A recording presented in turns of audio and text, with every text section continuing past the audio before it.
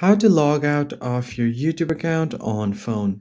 What is up everyone? Welcome back to the channel. In today's tutorial, I'll be showing you guys a quick and easy way to log out of your YouTube account on your phone. But before we get started, do not forget to hit the like button below and subscribe to the channel. Now let us jump right in. First thing first, open up your YouTube app and make sure that you are logged into the account that you want to log out of. And then from here, simply tap on the menu icon at the bottom right. Now, on the top right, you'll see the cogwheel representing settings. So just tap on it. Now just tap on switch account.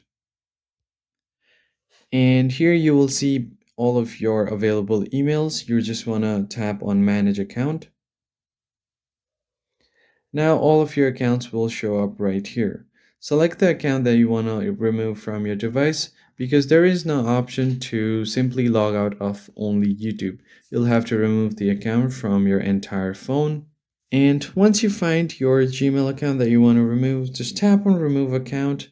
And then if you want to confirm that you want to remove the account, just tap on this and you should be good to go. I hope you found the tutorial helpful and I'll see you guys on the next video.